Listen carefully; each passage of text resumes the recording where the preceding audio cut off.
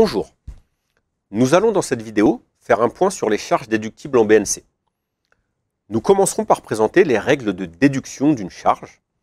Nous donnerons dans un deuxième temps la définition d'une immobilisation pour voir la différence avec une charge. Nous vous présenterons enfin des exemples et reverrons les conditions de déduction de la TVA.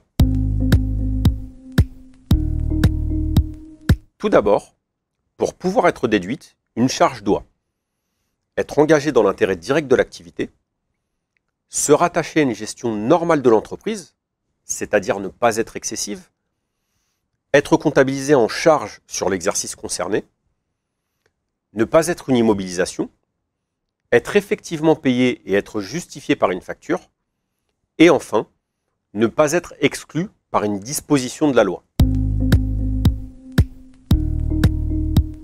En plus des charges, vous pouvez déduire les amortissements des immobilisations inscrites à l'actif de votre bilan. Qu'est-ce qu'une immobilisation?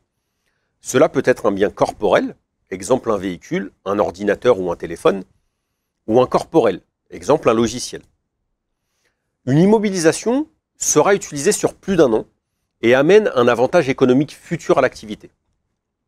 Toute dépense qui répond à cette définition et qui est supérieure à 500 € hors taxe est à comptabiliser en immobilisation.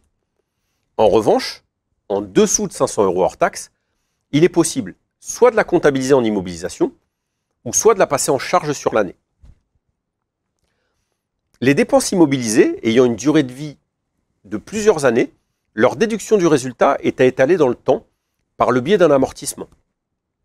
Exemple, pour un ordinateur acheté 1000 € hors taxe, amorti sur 2 ans, nous déduirons en comptabilité 500 € par an. Certaines immobilisations ne sont pas amortissables. Par exemple, l'achat d'actions d'une société ou l'achat d'un terrain.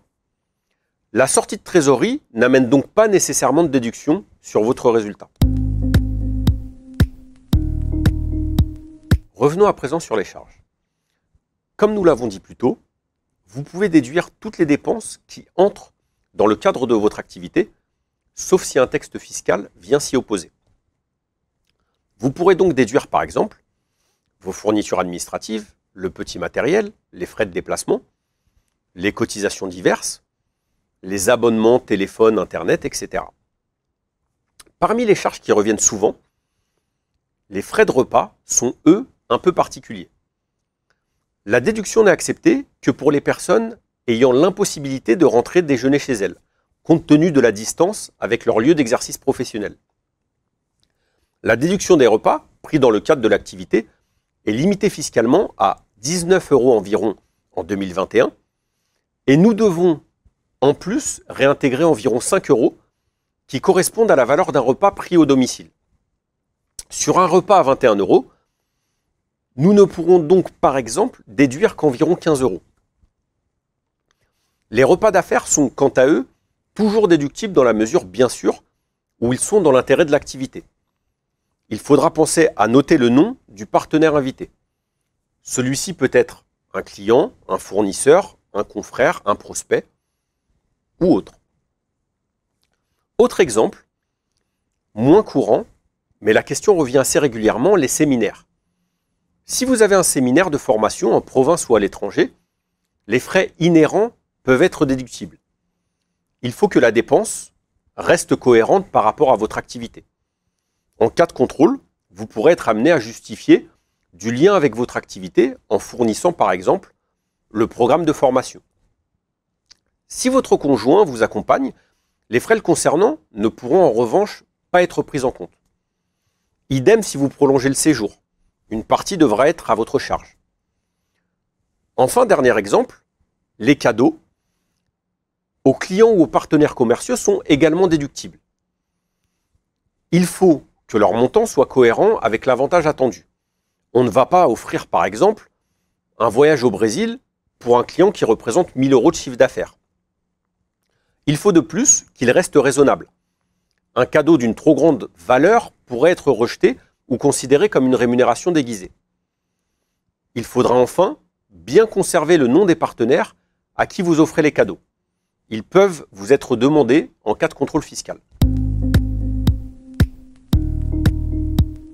Évoquons maintenant des exemples de charges non déductibles. Les costumes, tailleurs ou frais de coiffeur ne sont par exemple pas déductibles. Les seuls costumes déductibles sont ceux au logo de la société ou les habits spécifiques. Exemple, un bleu de travail ou la robe pour un avocat. Les amendes et pénalités de retard ne sont pas non plus déductibles. Ne pensez donc pas qu'il y a un avantage à les passer sur l'activité. Enfin, dernier exemple, les charges somptuaires sont également réintégrées au résultat fiscal. Ce sont des dépenses que la loi considère inutiles à l'activité, comme par exemple l'utilisation d'un yacht ou l'amortissement d'une partie des véhicules de tourisme. D'autres dépenses peuvent être jugées trop importantes par l'administration fiscale. Exemple, la location d'une suite et l'utilisation d'une Ferrari pour un déplacement professionnel, alors qu'une chambre basique et un véhicule normal auraient suffi. Abordons à présent la TVA. Vous pouvez la déduire sur vos charges si vous êtes assujetti. Les entrepreneurs non soumis à TVA ou ayant opté pour la franchise en base ne pourront donc pas la déduire. Pour les autres, pensez bien à obtenir des factures avec TVA mentionnées dessus. Elle n'est sinon pas récupérable. L'administration fiscale exclut de plus certaines charges du droit à déduction. C'est le cas par exemple de la TVA sur vos frais d'hôtel et de déplacement, taxi, train, etc. La TVA sur les cadeaux n'est déductible que sur les cadeaux inférieurs à 58 € hors taxe par personne et par an. Enfin, la TVA sur l'achat et les frais liés à un véhicule de tourisme n'est pas non plus déductible. Nous en reparlerons lors de la présentation sur les frais liés au véhicule.